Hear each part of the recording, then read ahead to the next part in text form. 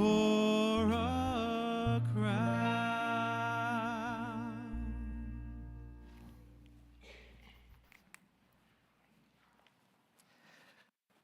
Well, I wasn't counting on that this morning. I don't know why. I just leaned over to Jenny and said, this song's making me emotional. I think I know why. Macedonia Christian Church. This has been several years ago when they used to have Sunday evening service, which I miss Sunday evening service.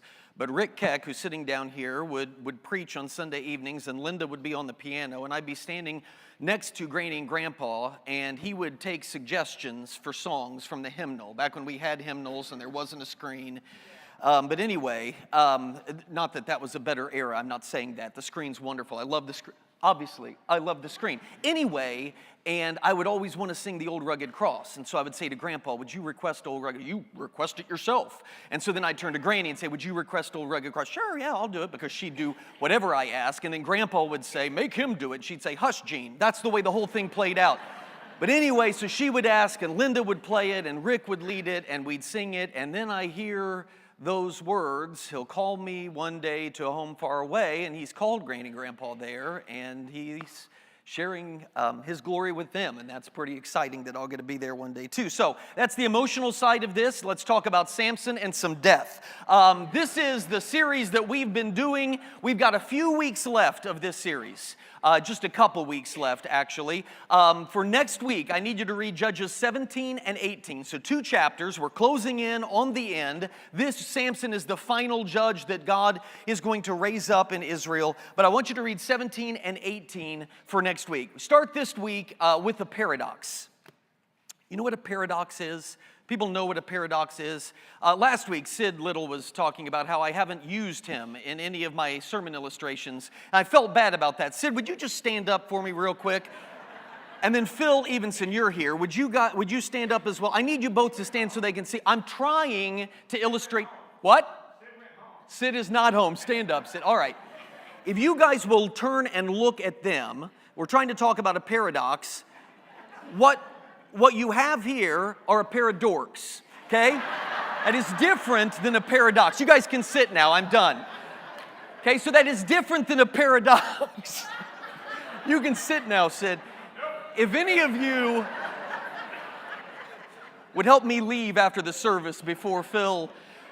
Anyway, here's the paradox that I pick up on, and you should know this. I think we all know this intrinsically, but I want to bring this out real quickly. Outward gains in our life. When people look at us and say we're having success, how often do our outward gains, our successes in life, how often are they accompanied with inward failure? In other words, we gain something in the eyes of the world, but then we get prideful about it. We begin to take credit for it, and we lose sight of where the blessing really came from. Outward gains are often accompanied by inward losses. And the paradox of that is the thing that we don't want, which is outward losses, when we fail, when we struggle, when we have trials, those times are often accompanied by what? By inward gains. That we grow as a result of our outward losses. So the thing that we want is often accompanied by things that we don't want.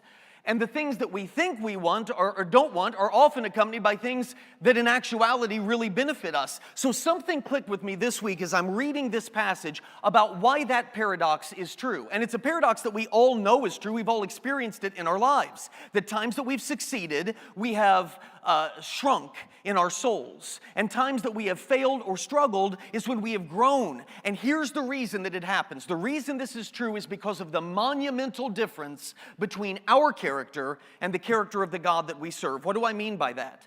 We've seen this, and we'll see it again, that God will use failure, God will use struggle, God will use trials, what other people intend to hurt us, or things that we think are bad in our lives. He will even use tragedy to bless us and grow us and deliver us. That is the character of God. It's His nature to take losses and turn them into gain, that all things work together if we love the Lord. Yes?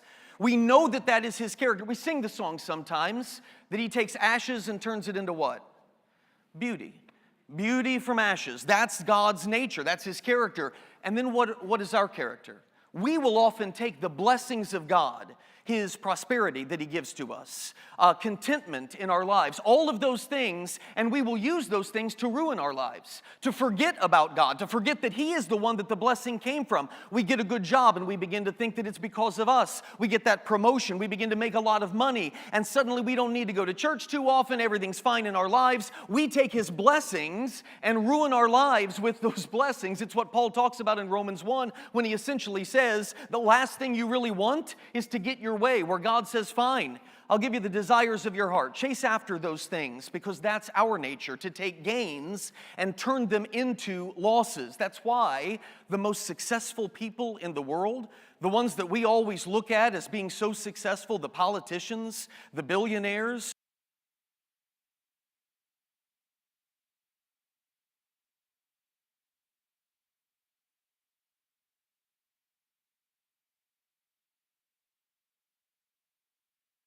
of our nature, to take gains and to turn them into losses. And we've been seeing this play out with Samson, have we not? He's gotten all of this blessing in his life, and he continues to run his ship into the ground. And it's going to culminate today. Did you read chapter 16?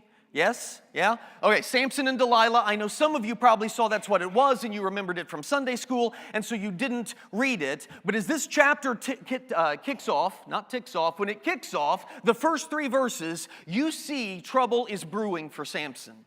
What do I mean by that? His recklessness is getting worse. His sexual addiction is getting worse. The danger that he is putting himself in is getting worse. The Philistines have surrounded him. They're ready to take him in the morning. They're waiting until first light to do so. But once more, God blesses his life. God blesses him with escape, and he does that amazing feat where he takes that city gate and he carries it into the hills. That's an amazing feat, and God has given him the ability to do that, but notice what happens. God blesses him, and what does he do with the blessing? What do we do with the blessing?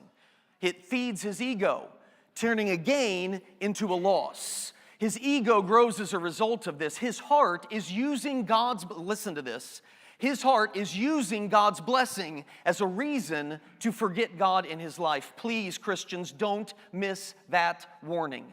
Do not use the blessings that God has poured out on your lives, and every single one of us have so many blessings. The contentment that we feel, the lack of concern that we have over where our next meal is coming from. And what do we use that blessing for?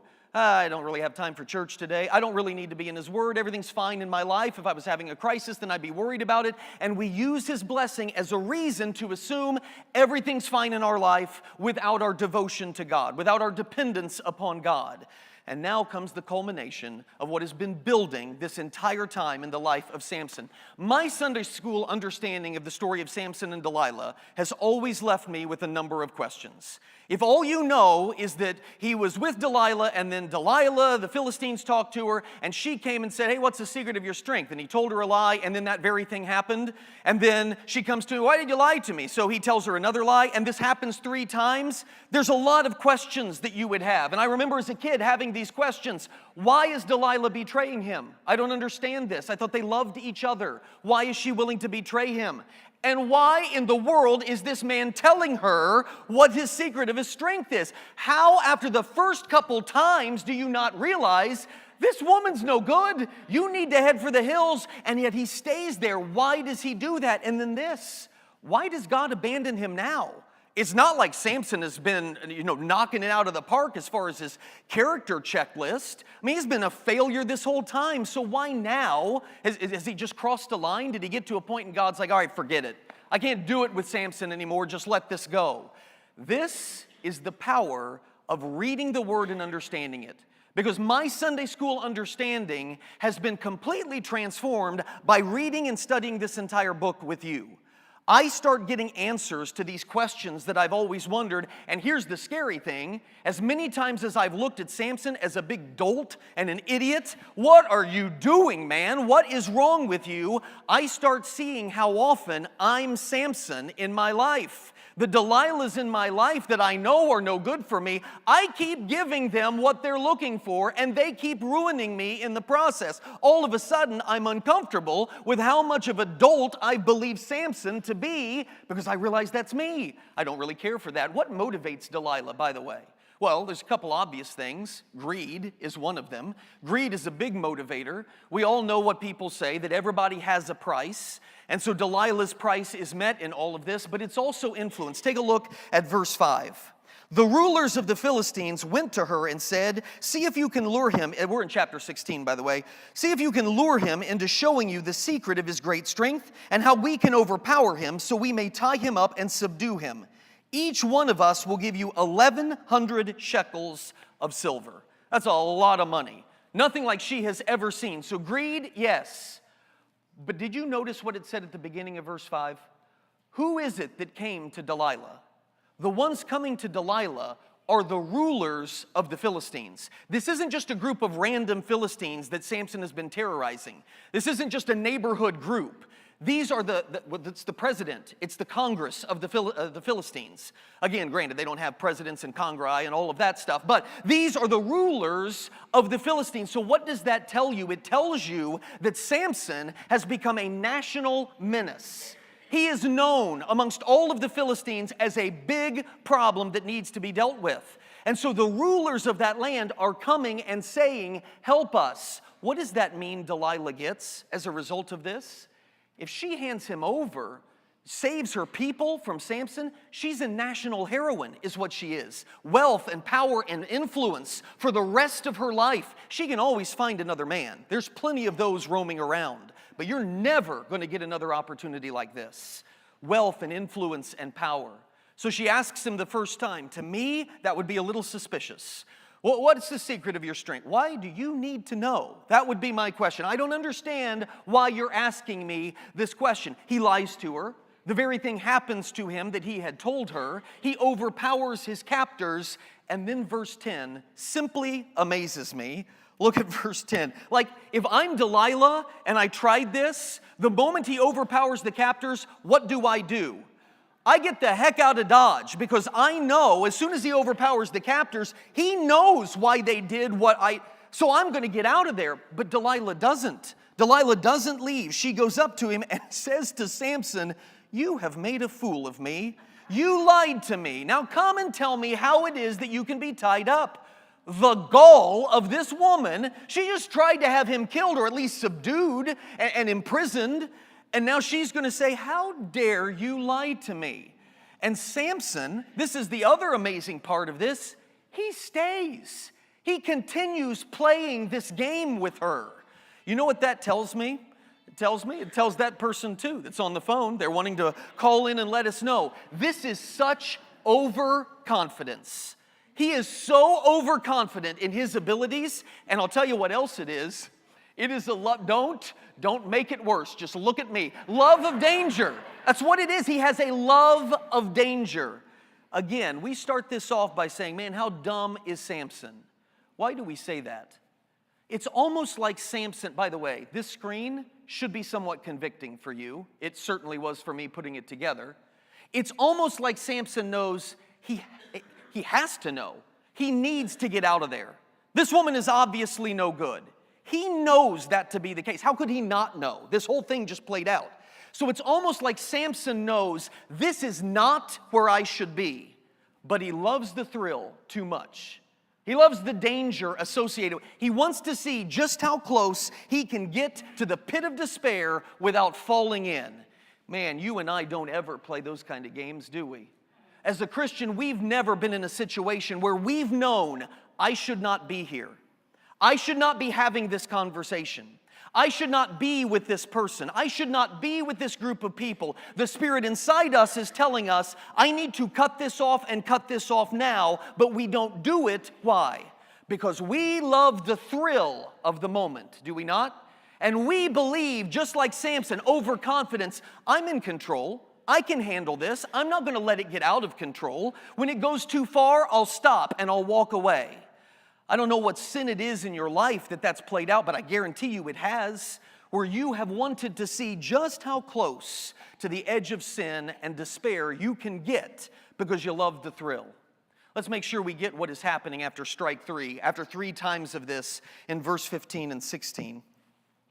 So this is after a couple more times of this pattern. Then she said to him, how can you say I love you when you won't confide in me?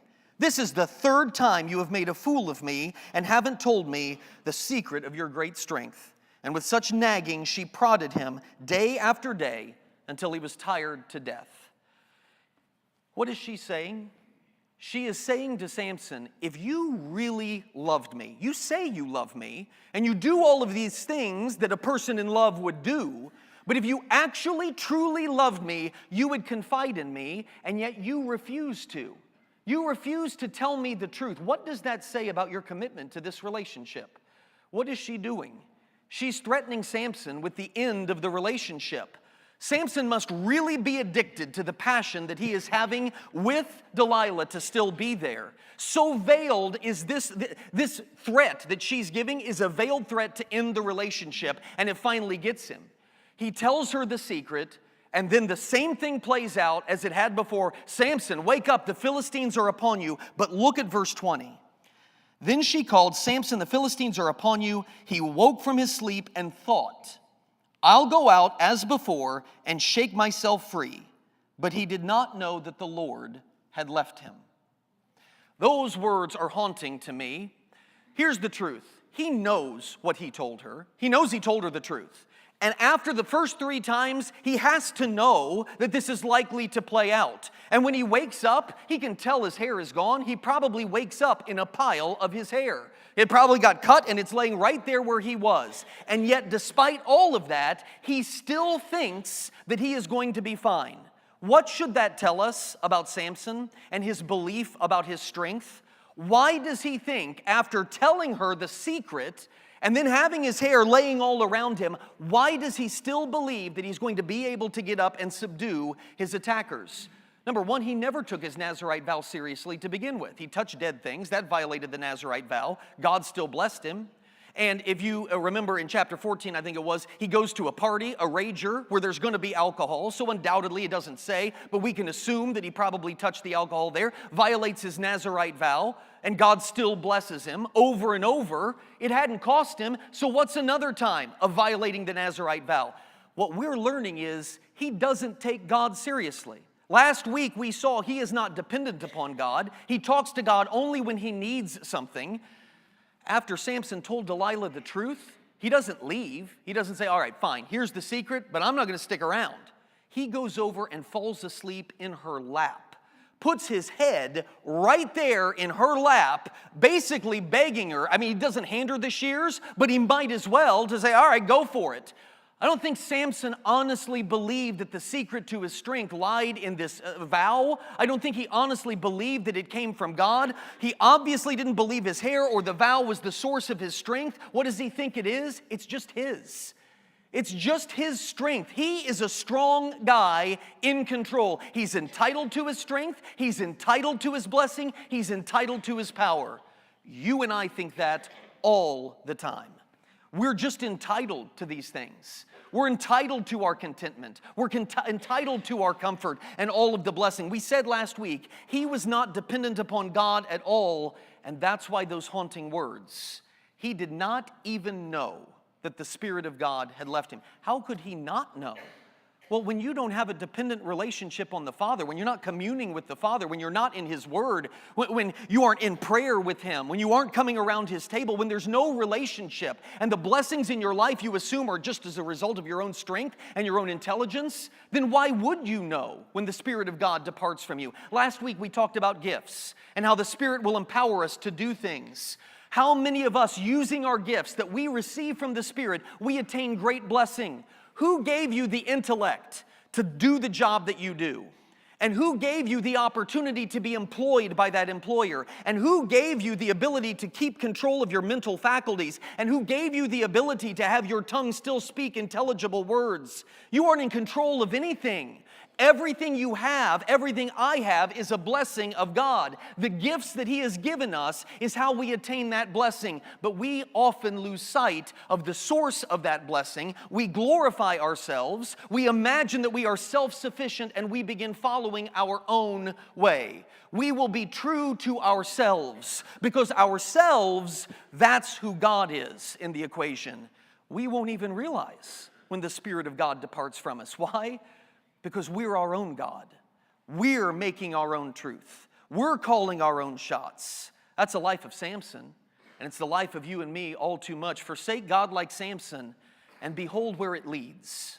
What happened to Samson? He was seized, they poked out his eyes, blinded him, and he was shackled.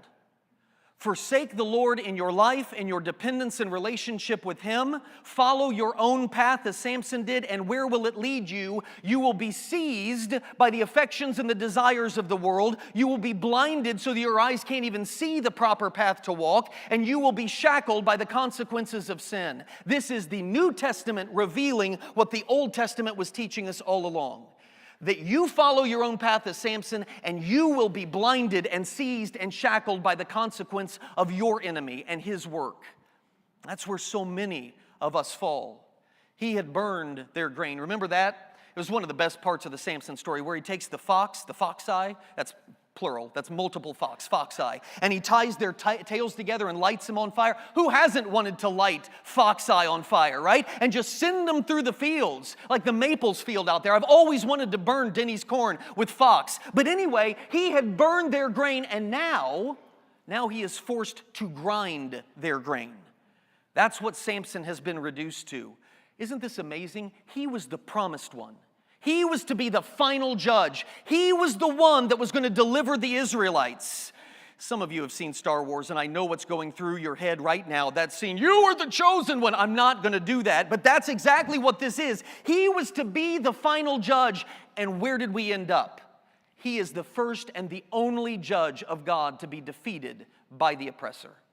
Every other judge that God raised up defeated the oppressing enemy. Samson, who was to be the final chapter, he was the one that was chosen before birth. He was given every spiritual advantage. And Samson, the great champion, is the only judge who is defeated by the oppressor. It's a shocking fall for him. Now, look at verse 22. Verse 22 kind of stuck out at me. But the hair on his head began to grow again after it had been shaved. That's the proper pronunciation of shaved. Anyway, after it had been shaved, it starts to grow again. Now, to me, that's kind of obvious. If you shave your head, most of us, the hair will begin to grow again. There are some, I'm not going to make a point of all of that stuff, but anyway, it will start to grow. Some slower than others, but if you shave your head, of course the hair is going to start to grow again. That's kind of obvious, so why include this? His fingernails were growing, but the author doesn't seem to tell us that. His fingernails continued to grow. It doesn't matter. So why is it that we are told that the hair on his head began to grow again? Why include this in the story? Here's why I think it's included. The Philistines had such a shallow view of God. They had no concept of the God that they were messing with here, with the God of Israel. If they believed that Samson's strength had actually come from this God of Israel, they would have feared its return. They would have known that God wasn't likely to abandon Samson. They believed that Samson's strength came from this magic spell that they had now broken, and so Samson was a defeated enemy. That's what the Philistines believed. Here's Michael Wilcock commenting on this. It's so good. They, the Philistines, knew nothing of a God who does the unexpected. Remember the judge Ehud, left-handed judge? They don't know anything about a God that does that, whose strength is made perfect in weakness. Gideon, the weakest guy from the smallest tribe, from the poorest family, becomes a champion. They don't know this God, a God who never breaks his word. If God never breaks his word, what had the angel of God told the parents of Samson? That Samson would defeat the Philistines. If the Philistines knew this God, they would know God keeps his promises. That God had said that Samson would be a Nazirite to the day of his death, which means his abandonment of Samson could only be temporary. It's only going to be temporary. The promise was bound to hold because God keeps his promises. Despite what we do, he will keep his promises. Even if Samson despises it and doesn't obey, God will fulfill his will. There is grace abounding in this God, even to the chief of sinners. Do we remember that? That no matter how faithless we are, God is faithful. That's what the scriptures tell us. The fulfillment of this very point from the book of Judges. If we are faithless, and Samson was faithless, so does that mean the end of the story? No. He is still faithful. He'll be true to himself. If he gives the word and he makes the promise, it will happen regardless of how faithless and disobedient his people may be. God will fulfill his promises. You see, the Philistines don't get it because all of their gods are conditional. They're conditional and they're easily manipulated, and our God is anything but those things. He is not conditional. He is the same yesterday, today, and forever, and he is not manipulated. If God says it, it's true, and it will come true. Don't look at this verse and the hair on Samson's head that's starting to regrow and do what a lot of people do. They look at that verse and say, oh boy, as soon as it hits that 6-inch mark, baby, his strength is back. What is that magic moment when he's got enough hair to return his strength? That isn't what's going on here. When you look at that hair regrowing, think, this is a sign of God's enduring presence, even in the life of one who has failed and failed miserably. That's what you're seeing in verse 22. That despite all of his failure, despite all of his faithlessness, God is still faithful. And God's promises still endure. He is so good, and he is so faithful. Not just to Samson, but to every single one of us who have failed as Samson has failed and still do repeatedly. Remember, God will always accomplish his will. And what was his will? Let's go back to the very beginning. You remember this, yes? What did God want to accomplish? To separate Israel from the Philistines, to make his people distinct. And he's going to do that, and he will use whatever he must. He wanted to confront the Philistines and end the spiritual oppression of his people. That's what he wanted to do. Yes, there is physical oppression. They're oppressing them physically, but the spiritual oppression is there as well. How do I know that? You got to check this out. This is amazing to me. I want you to look at verses 23 through 26. Now the rulers of the Philistines assembled to offer a great sacrifice to Dagon, their god, and celebrate, saying, look at what they say, our God has delivered Samson, our enemy, into our hands. When the people saw him, they praised their God, saying, our God has delivered our enemy into our hands, the one who laid waste our land and multiplied our slain. And while they were in high spirits, they shouted, bring out Samson to entertain us. So they called Samson out of the prison, and he performed for them. When he stood among the pillars, Samson said to the servant who held his hand, put me where I can feel the pillars that support what? That support the temple of Dagon, so that I may lean against them. Do you see all the spiritual stuff that's happening in here? The people, the Philistines, cry out, our God is greater. And by the way, the Philistines live among the Israelites. So the Israelites are hearing these same cries, and who knows how many Israelites are saying the same thing? Well, it's obvious. God's champion has been defeated. Who is superior? Clearly, Dagon is superior. Our God is greater. The people celebrate. They are praising Dagon, their false god. They're hosting a feast, and some of them are getting pretty tipsy. And they're calling for Samson. They're in good spirits. Come out and entertain us. And you notice in verse 26 where Samson says, place me by the pillars that hold up the temple. This whole thing is a religious celebration to celebrate the defeat of the Israelites and their God and his judge. And they're praising Dagon, the false god. That's what's happening right here. It seems like Dagon has won. What is God setting up? God is setting up the same thing that he does over and over. It reminds me of the plagues in Egypt. If you go back to the plagues in Egypt, there are God's people who serve the actual God who are enslaved to a bunch of pagan people who serve a bunch of weird stuff. And so what does God do with those people when he hears the cry of his people and decides to deliver them? The people of Egypt, the pagans, they worshiped the god of the Nile. They had taken the Israelite babies and chucked them into the Nile to worship Hapi, or Sothis was the name of the god. And God says, oh, you like a river full of blood, do you? Let's see Hapi do something with this. And turns the whole river to blood. And everything in Egypt grinds to a halt because the Nile is unusable. They in Egypt worship Heket, who is a god, a primordial goddess of fruitfulness. And she's depicted as a frog. And God says, oh, you like fruitful frogs, do you? Yeah, here you go. Do something with this. And the land is overwhelmed with frogs. What does he do with every single plague?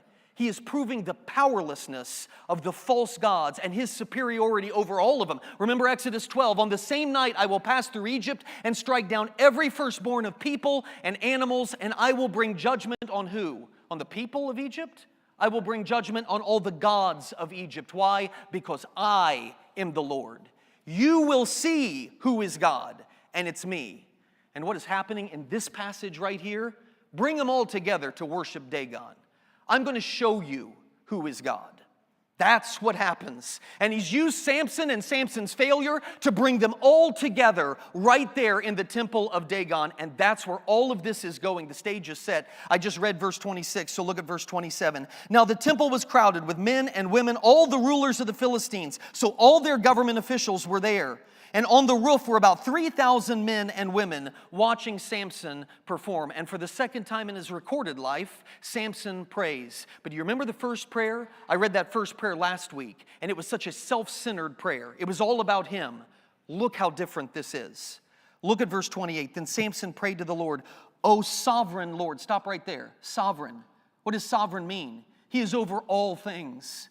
Samson is no longer God in his eyes. "O sovereign Lord, remember me." This proud, egotistical Samson, who has believed that the strength of his life was in his own hands, is now begging God to simply remember him. This is a different Samson. "Oh God, please strengthen me just once more." Wait a minute. Where is the source of the strength coming from? Samson acknowledges, this all came from you, God. Remember what we said at the very beginning? That it's in the most tragic moments of our life that we have the inward gains. What did it take for Samson to realize where his strength came from? It took him being absolutely humiliated and brought low. It was the best thing that could have ever happened to Samson. It saved his soul. "Strengthen me just once more and let me get a blow of revenge." He has always assumed that he would be strong. He assumed when he woke up and his hair was cut around him that he would still be strong. And there is a new humility here in Samson's life. For the first time, he is demonstrating a dependence and a faith on God. By the way, I think he's realizing what his sin was too. I mean, the Delilah stuff, yes, but the Delilah stuff is the outworking of the actual sin. And what was the actual sin? The real sin was believing that God's power in his life came upon him because he was great. What's the sin? That was rightfully his to use as he wanted. It was the pride of life. Samson was a proud, prideful individual who was very egotistical and narcissistic. He was just like us. And this is the moment when Samson realizes how wrong he was in all of that. I'm telling you, this is hard for us to remember too. It's very hard to remember that all we do is by God's grace. You are only breathing because of the grace of God. Whatever you do and whatever you attain and wherever you go and whatever you accomplish is only because He has given you the strength to do that. And why has He given you that strength? He intends for the grace and the blessing that He gives you to be used to serve Him and serve His people. That's what He desires with what He is blessing us with moment by moment. This has been kind of a depressing 3 or 4 chapters. I know that. But I also think it comes with the most reassuring, encouraging moment. Jason said at the beginning, he prayed that we would be encouraged. I need you to hear what I'm about to say, because some of you, I think, really need to hear this. I needed to hear this. Something incredibly reassuring. I want you to hold your finger in Judges, but I want you to flip back to the great faith chapter in Hebrews, where the author of Hebrews is going through and telling us all of the great people that God has used to achieve wonderful things. This is the hall of fame of faith. And I've read a little bit of this before. Go to verse 32. And what more shall I say, the author says. I do not have time to tell about Gideon. We read about him. Barak, look at this. Samson. Samson is listed in the hall of fame for faith. And Jephthah and David and Samuel and the prophets, who through faith conquered kingdoms, administered justice and gained what was promised, who shut the mouths of lions, quenched the fury of the flames, and escaped the edge of the sword. Look at this line. Whose weakness was turned to strength, and who became powerful in battle and routed foreign armies. Okay, here's what I find incredibly encouraging. Samson had been a disappointing spiritual train wreck his entire life. His entire life, every decision he made was for himself. Every single page of this man's life was a spiritual train wreck. And yet, at the very last second of his life, when his pride melts and he surrenders to God, look what happens. Even for a matter of seconds, when he surrenders his pride and gives glory to God, Samson gets listed in the hall of fame for faith. Do you know how encouraging that is? Because it's true of us also. I don't know how many of us have believed these lies. Some of you have said this. Some of you are saying it this morning. I have failed too many times. I've been too much of a disaster. God couldn't forgive someone like me. You don't know what I've done, and you don't know what I've done over and over. I've known better, and I've still blown it. I knew I shouldn't do those things, but I did it, and over. It's too late for me. I am 85 years old, and I have lived my life in rebellion to God. What more can He do with me at 85? It's all I can do to get out of bed. It's too late for me to change now. I have ruined what God's plan for my life was. God's done with me now. How many of us have said that? And I'm telling you, if you serve the gods of this world, all of that is true. Because the gods of this world expect you to do something with your life. They're expecting you to serve some great cause and achieve some great thing. And if you're 85 and you failed to do that, what a waste that is. But not this God. Why? Because the story isn't about you. You see, in the world, the story is about you and what you accomplish and the name you make for yourself. So if you fail for 85 years, it's a wash. You're done. You didn't leave anything lasting. But this story is about God. Is it not? Had Samson not come around at the end, what would God have done? He'd have sent an earthquake and destroyed all the Philistines. And he still would have accomplished his will through Samson, which was his promise, was it not? He would have used Samson to draw them all together to watch him perform. And the earthquake would have destroyed all the Philistines, and therefore God's promise would have been fulfilled. But Samson achieved the victory by doing what? By being in the moment and surrendering to God's will. You and I can do the same, and if we do that, it doesn't matter. All of this stuff, it's not about you. It's about glorifying God, and if it takes you to the last second of your life on earth to do it, all of these things are buried in the rubble of Dagon's temple.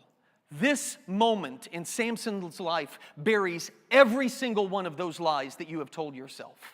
Every single one of those lies that Satan weaves into our hearts, that we have failed too much, that we have been too much of a disaster, our spiritual life has been a wreck, and we've abandoned God and we've embarrassed God.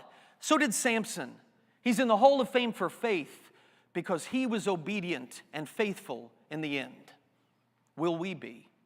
In his death, he fulfills exactly what the angel had told his mother. Look at verse 29 and 30. Then Samson reached towards the two central pillars on which the temple stood, bracing himself against them, his right hand on the one, his left hand on the other, arms outstretched. Samson said, "Let me die with the Philistines." He gives up his spirit. Then he pushed with all his might, and down came the temple on the rulers and all the people in it, and thus he killed many more when he died than when he lived. God fulfills His promises. And He'll use us if we'll be obedient, and we'll receive the blessing for being obedient, as Samson did, and it's proven by Hebrews chapter 11, or He'll achieve His promises and fulfill them with our disobedience. God's will win. It's our choice whether we join in the victory or not. I want to give you one final thought. My challenge to you as we've read the book of Judges, and really whenever we read the Old Testament, has been to look for what? Look for Jesus. Find Jesus in this. As you read the Old Testament, find Jesus. And I'm telling you, in the story of Samson, I know it's a little tough. Because honestly, if you think about it, Jesus and Samson couldn't really be much different than one another. One is egotistical and pride-filled and a spiritual train wreck, and the other one is perfect. So it's kind of difficult to see the similarities. But if you look, they're there. If you look, there's a shadow that goes through this entire thing. Both Jesus and Samson were betrayed by one who loved them. Loved them in different ways, but one that they trusted. Both were handed over to their pagan oppressors. Both of them were chained. Both of them were tortured. Both of them were subjected to public mockery. Both of them were asked to perform, and Samson does. Jesus refuses. Both of them died with outstretched arms. Both of them appeared to be struck down by their enemies, but both in death crushed their enemy. Samson crushing the Philistines under the weight of Dagon's temple. Jesus crushing the head of the serpent with his bruised heel. The shadows of the coming Messiah are written on every page of history. I want you to look at what God did.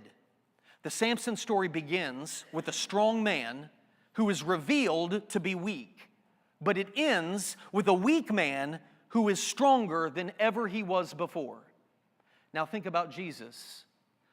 Jesus, the story of his coming, begins with a heavenly man, the God-man, the Son of God, who was revealed to mankind in the weakest and lowliest of ways, in a manger, to vagabond, impoverished parents. But it ends with a weak man hanging, defeated on a cross, giving up his spirit, laid in a borrowed tomb, who proves himself stronger than we could have ever imagined before. It's a strong parallel, but there is one crucial difference. I shouldn't have shut my Bible. Look at the very last verse of this, last two verses. Verse 31, I guess the last verse. Then his brothers, Samson's brothers and his father's whole family went down to get him. They brought him back and buried him between Zorah and Eshtaol in the tomb of Manoah his father. He had led, past tense, he had led Israel for 20 years. When Samson dies, his reign was over. This is the end of Samson's story. When Jesus dies at Calvary, the story is just beginning, and his reign will never end. Father God, I thank you for your truth. I thank you for the lessons of your word. Father, I thank you for the promise that you give to every single one of us, that no matter how badly we have failed, you are still standing with arms open wide. You are still faithful even when we are faithless. That you are still waiting for us to surrender our pride and give you the glory that you have earned and that you deserve. There are those who are here this morning who are yet to do that, and I don't know what lie of Satan is holding them back, that they're not good enough, that they failed too often, that they're too old to make a difference. Father, this story isn't about us. It's about you.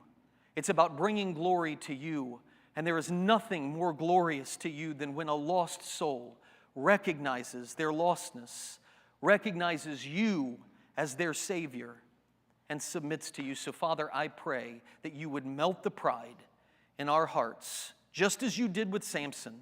Whatever it takes, bring us to a point where we surrender control of our lives and recognize that you alone are God and you are ours. I pray this in the name of your Son, our risen and conquering Savior, Jesus Christ. And all God's people said, amen. If you have that decision to make, you want to surrender, do it now. Don't wait. Come as we stand and as we sing.